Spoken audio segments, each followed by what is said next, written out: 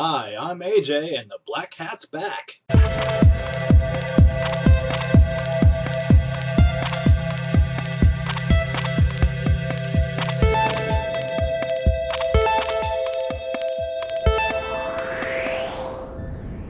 Alright, welcome back. We're going to dive right into the first story today, which is a throwback to a while ago when we talked about DARPA, the Defense Advanced Research Project Agency, see if I could say that, and them releasing video footage of a running robot. At the time, it could go about 18 miles an hour, which, though not as fast as the fastest person in the world, Usain Bolt, still fast enough to catch up with most people. As long as they're on a treadmill anyway. Well, now it's broken even that record and gone to 28.3 miles per hour. Faster than Usain Bolt. This thing could catch the fastest human alive. Now, like I said, it can only be done on a treadmill. It has to have external stabilizers. But once they get it up to about twice speed, or at least my thinking, then they could put stabilizers on it, which will of course slow it down, but keep it faster than the fastest human alive, and therefore the United States has robot cheetahs that can catch people. And on to DNC news, because, well, last day, we've got to cover it. Last night, former President Clinton was able to speak and tried to boost Obama's numbers as much as he could, throwing out numbers left and right and throwing out this wonderful speech, which, you know, of course, the news has decided to fact check because there's just way too much out there that just... come on, it's President Clinton. He lied to the country.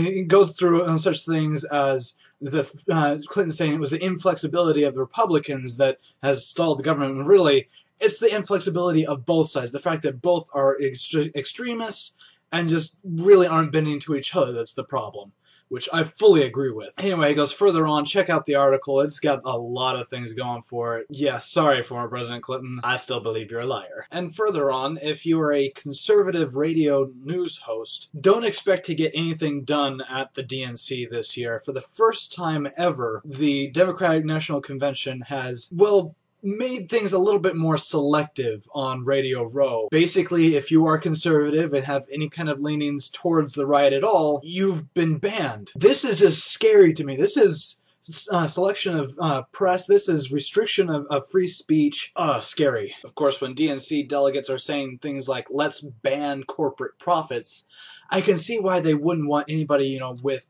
the thought process that realizes corporate profits are actually a good thing. They're covering their whole convention. Oh yeah, and delegates saying that they want to kill Romney, which, by the way, the Secret Service does know about and are looking into. Alright, off of the DNC, but staying in government, the Department of Homeland Security has put out a program wherein they're saying the zombies are coming. This sounds a little scary at first, you know, the government actually coming out, the zombie apocalypse is happening, but really this is actually just part of a much larger thing that's been going on for a while, wherein they figure if you plan for the zombie apocalypse, you're pretty much prepared for any other pandemic, disaster, or what have you that could come your way.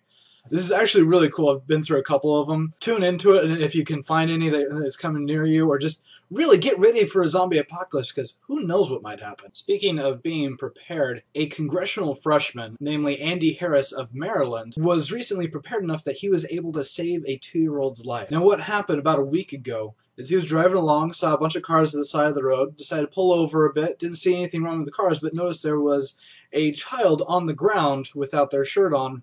Looked closer, realized this 2 or 3-year-old wasn't breathing. So he immediately jumped onto previous training they had, resuscitated the child, and basically saved this kid's life before paramedics even got there. Frickin' awesome. You're gonna get reelected, Andy. Continuing on the frickin' awesome spiel that I'm going on here. Up at the International Space Station, astronauts had a bit of a problem. They went out on an 8-hour spacewalk, or at least what turned out to be 8 hours, trying to replace an electrical switching unit that just would not be replaced. It wouldn't move. You know, they couldn't get the new piece in. He was having an extremely tough time. Really, it was just dirty. Evidently, you know, space junk is getting that bad. They couldn't clean it, and so they finally figured out, you know, the best way to clean it, toothbrush on the end of a wire. Awesome. This is just...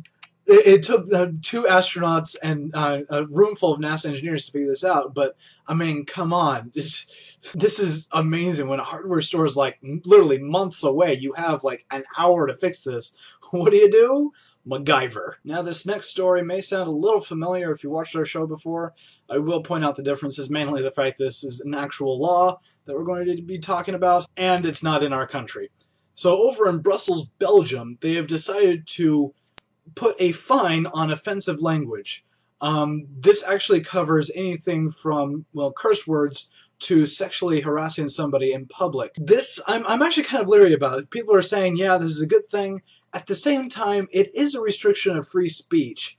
And as I say, gives more power to the police. Actually, Brussels themselves say that. Actually, a little more scary, kind of leaning towards more of a police state, but I don't know. I guess what you do, Brussels. So our last couple stories of the day involve little kids, lots of money, and lots of awesomeness.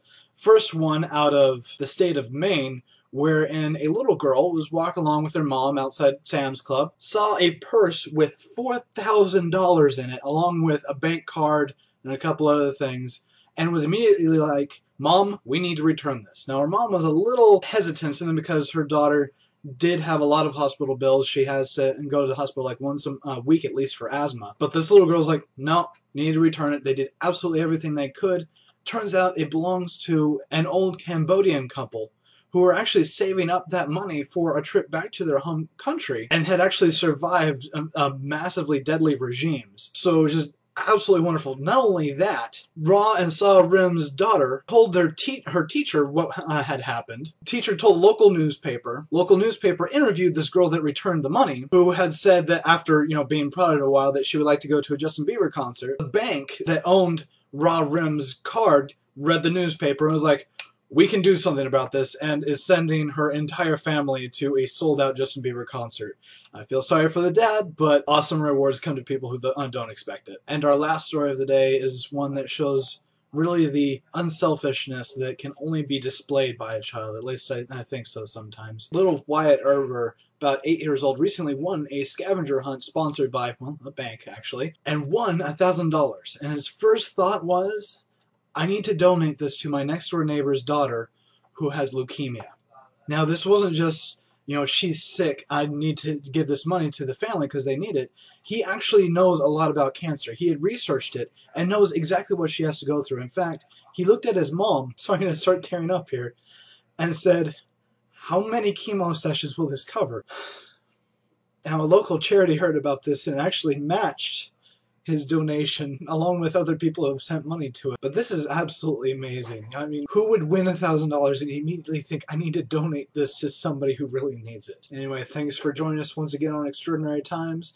Like if you liked it over here, favorite over here. Subscribe if you're watching on YouTube. Please watch on YouTube. Get other people to watch it on YouTube through Facebook, Twitter, and all of that jazz. Feel free to comment on anything you feel like, especially the question of the day, which will be right after I say, "Be aware."